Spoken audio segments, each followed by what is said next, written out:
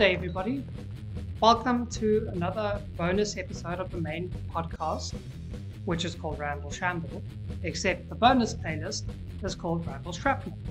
Here, we take little bits and pieces of the main episodes, and depending on what you guys nominate for that little bonus piece, or what the community upvotes the most, or whatever I feel like we should talk about instead, we spin a little bit of a yarn about the main episode, but in a bit of a weird direction or a bit of a different direction, because it's impossible for us to think of everything that's under the sun of a specific episode.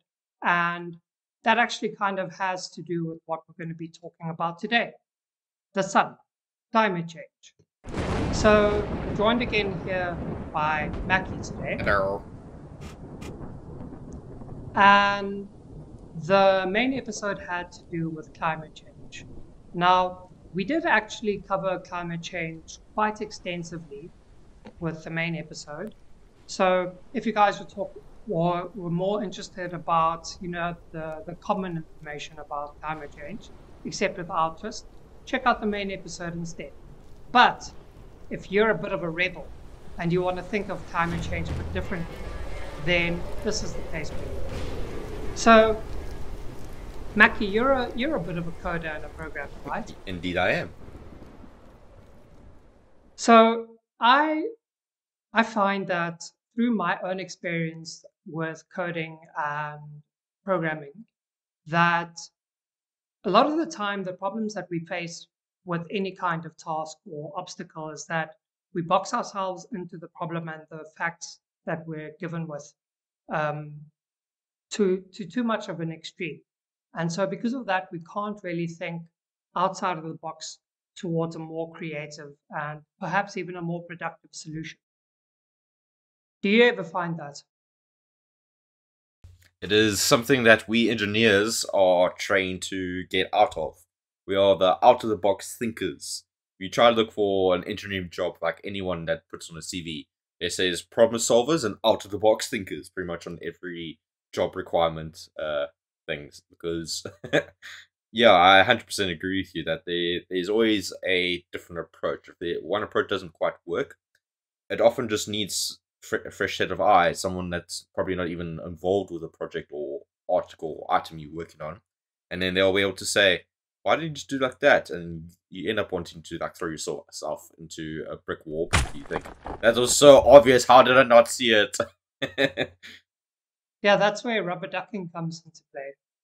But Rubber ducking? I think rubber ducking is this amazing technique that coders use, where the fabled story from which it comes is some prolific coder back in the day found that the best way that he could work through a problem was by explaining to his rubber duck during bath time Brilliant. what the problem was. And just the process of explaining that to the duck got him to wrap his mind more clearly around the problem that he was facing. Awesome. And so the technique nowadays of explaining your problem to another person is that's basically called rubber ducking. So it doesn't have to be someone within the programming field or anything like that. It can be just any Tom, Dick, or Harry. But just because you need to try communicate your problem to someone in the most basic way, so not with any of the coding jargon, not with anybody inside of the industry, it gets you to fully wrap your mind around. 100%. Because if you're going through the code, all you're thinking is like classes, variables, functions, structures, libraries, methods, coroutines, and then you get boxed in by all those specific terms. But if you just try to say to someone, I want this object to rotate around this object while panning and maintaining its view on the pivot position, then that already elucidates in a bit of a clearer way. Although someone might understand even that description a bit better if they know 3D modeling or working inside a 3D space. Oh, But 100%. so yeah, different descriptions can bring about solutions just because you can think about it a bit clearly. And so how that relates to climate change now is that one of the ways in which I approach problems, and I got this from my own experience developing a video game, is that sometimes you need to view the obstacle as the solution. And that's actually a Stoic teaching as well. But so in the game that I was making, I basically couldn't decide how I was going to communicate to the player what they needed to do based on a story. And then I thought, there is no intuitive way for me to do this that isn't jarring in terms of the HUD, the heads up display. And so I thought, well, maybe I should just present the player the story, and that will be their guide. They have to enact the story. Then I don't have to tell them the whole time, go left, go right. I don't need to have like some kind of marker system or anything like that. And then that's the challenge of the game as well. The challenge is that you have to find a way in the environment to make this thing happen. But then with regards to climate change now, I thought maybe trying to prevent climate change is actually the wrong way of approaching it. Maybe we should just lean into it and accelerate climate change. Because if we can do that, if we can do that, then we know what the extremes are. We know what we have to deal with, and we're not trying to do preventative measures for a bunch of maybes that can happen in 50 years. You hear that? You heard that from us, instead folks. Instead of having, like... Get out your axe cans, having... spray it to the atmosphere. Don't forget to eat all those beans and fart. Get all that methane out of your system. No longer hold it in. Yeah. Put all those like fluorohydrocarbons and shit back into fridges. We need that now. I love it. But basically, what I'm saying is, instead of putting up a whole bunch of contingency plans for a dozen different outcomes, why not just accelerate the process, get one set outcome, and then work towards solving one problem that we can actually wrap our minds around? Yeah, so what do you think is the best way to accelerate climate change? And what do you think the effect of that will be? Yeah, what's the disaster waiting down that path for us?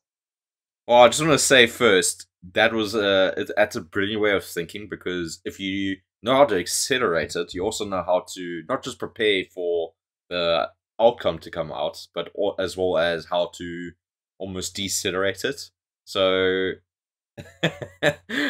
the biggest thing that I could think that would 100% accelerate our impending climate change that would hit us hard and fast is basically lift all requirements set out in industries that are, because each industry, depending on the region, is allowed to release a certain amount of chemicals and toxic gases that form part of greenhouse gases into the atmosphere, and this includes SO2, making acid rain, that kind of stuff. So the best way to kind of accelerate, in my opinion, of global warming would definitely be just revoke all those things and say, you guys can, don't worry about replacing those expensive filters.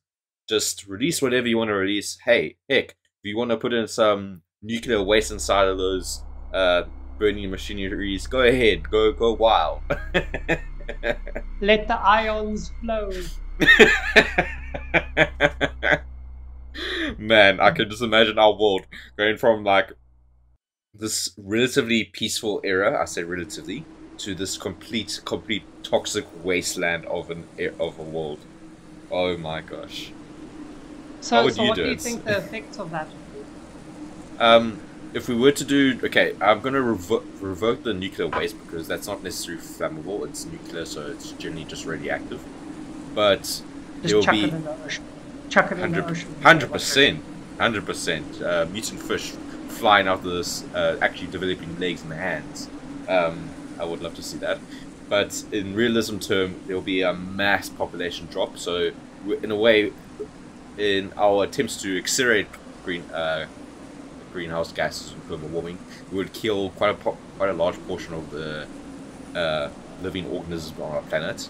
So there will be major acid rains that will like pour down and dissolve buildings, cars, people, corrode pretty much everything.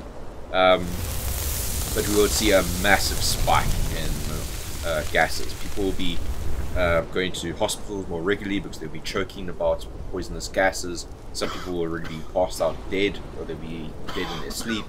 So these gases would be rampant, but we would see a dramatic increase in greenhouse gases. These things were to pump.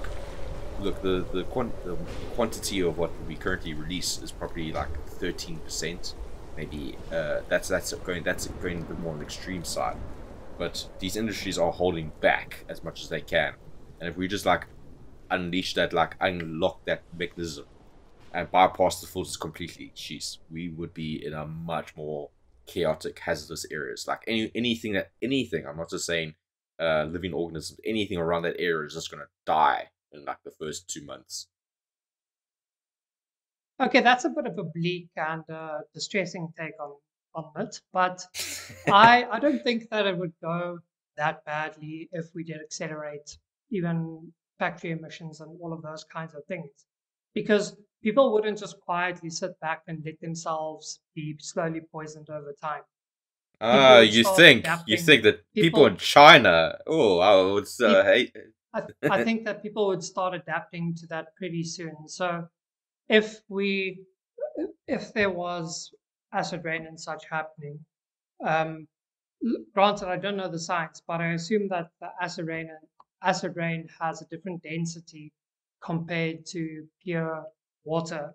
And in as much as that, there would be different weather systems and different cycles and patterns of the acid rain uh, occurrences, just like any other kind of uh, rain system, where certain areas would be hit hardest and certain areas would be hit barely at all. And once we've established what that pattern is, slowly human populations would move towards those less affected areas of acid rain. And we would know that the areas that like have acid rain are areas that we should be using for like massive factories and stuff like that, because there'll be less people there, or places where automation can fully be enacted. I agree with that, but then those places would require, because for those people to, for the workers, because obviously you need people there itself. Obviously, having robots would be the best course of action. But you are right. The acid rain does have a different density, but it is dissolvable in water. So here's a little like industry thing for you for acid. Um, Weak acid, which is very high in water, but very low in acid, is highly corrosive. So it would corrode metals and things a lot higher quickly. Strong acid is less corrosive, but more deadly to human.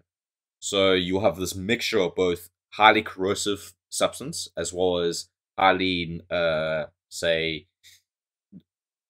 harmful to humans. So if we had like this automation in these places, our items that we'd be getting out of these places would be much poor quality and probably would degrade in a worse fashion if they were to be manufactured outside of this area.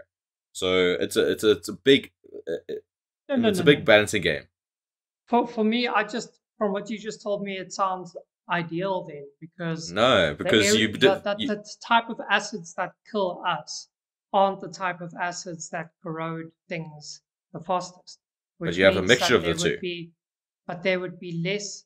So there would be. So then you just put all the machinery and things inside of the areas that are high acid. But you can't Then, control that, because think of a but high we humidity watch the weather environment. patterns, and Yes, then but a high eventually, humidity environment. yeah, and then when the pattern arises, then we put all the machinery inside the high acid area where nobody can live. But then how do we get there? How do we make? I guess you could put on suits and stuff. But yeah, how would you accelerate global warming? I'm actually curious from you, hitting down my ideas and So, stuff. so I would say everybody live it up, live the high life, go like party, Woo! drive everywhere, let all the diesel and stuff pump. In fact, not only that, we want you guys to be creative and we want you guys to discover new sources of fossil fuels or ways in which fossil fuels can be made even more efficient, even if it means that there are worse emissions. Good In work. fact, that's actually what we want because we want more emissions to But even create then, enough of yeah. to create enough of a greenhouse effect where the polar ice caps melt already now, which means that there will be more fresh water in the biosphere that's being circulated. And then we just let things play out. We see where all the water coagulates more and rains more. So granted, there will be a lot more desertification happening. The deserts will grow, lots of other areas will have droughts and things, but then other areas will have high concentrations of rainfall and fertility as a result of that as well, which will mean that we know exactly where to put our new farmlands. And we know that in the areas where there are droughts, that's actually where human populations need to live. And then we just need to, and I say that purely because because we can actually counter desert environments with air conditioning and sufficient logistics for fresh water and such. Um, I mean, they built um, the United Arab Emirates or whatever. They built Dubai in the middle of a desert. Like we can live in a desert, people. Don't kid yourselves. If we can So we sacrifice enough basic human lives. yes. So we got to throw a lot of cannon fodder to get the place established, and then we can live. And let's be realistic. People are going to die anyway. Climate change, like whether 2 billion people die over the course of 300 years or over the course of the next 30 years, like it's going to be bad. But the sooner all the bad stuff has gone past, the sooner we can build towards actually dealing with the problem. I feel like we are the improved version of climate activists. I'm not sure if you've seen those very briefly because I know this is a short episode. What the climate activists have been doing to promote or try to save the environment, they've been gluing their hands, or sorry, they've been throwing paint on priceless artworks, which is disgusting, and then gluing their hands on the wall and then saying how we are killing the world and these paintings are not as precious as we think. And we're just the upgraded version. We go where they are literally pouring gasoline on the streets. We're like saying, guys, if you're doing it all like too little, you must go extreme. Push it to the Yeah. environment. Blow up the oil tankers, damn it. Think bigger. But I think Yeah. we need to add something to the end of this episode. Is guys, what we say is obviously one approach which humanity could take, a little more drastic and dramatic, but there could be some truth behind what we just discussed here, where pushing harder into fossil fuels, we might find better ways to controlling those emissions and get more out of what we are burning. So in theory, we could be burning less. Something to Yeah. ponder. So I think that there's a lot more human suffering that can come about if we try to reduce the emissions and the factories and all of that kind of stuff, especially to newly developing nations. Whereas if we 100%. let them develop faster, then that means there are more people that enter the brain pool towards solving the problems in creative ways as well. The only people that can actually afford to reduce their emissions and their development are first world countries, where all the shit and the poverty has already been sorted out. But it's the places that are living steeped in poverty and that need the infrastructure that just need to get that stuff solved quicker before they can get to the same level of reducing that stuff. Imagine you have a very tender nether region and you want a Brazilian down there, right? You're not going to like slowly and agonizingly peel off the wax strip. No, my friend, you're going to rip it off one time. And yeah, so instead of a long, agonizing process to get towards the outcome, I think we should just do it quickly, as quickly as possible. And then then all that new exposed tender flesh will have room to heal instead of suffer. And the world of survival of the fittest is born. Yeah. Okay, everyone. Let us know what you think. If you think that was totally nuts, that's not a productive way to approach it, let us know in the comments, and give us a dislike if you really feel like it. But I think that there is, I do feel like there is a lot of value to this approach as well. So for those of you, those entrepreneurs and those visionaries that agree with me, give us a like and a 5-star review on Apple or Spotify if you are so inclined. And yeah, join us next time. Bye bye. Thanks, Elon Musk. Bye bye.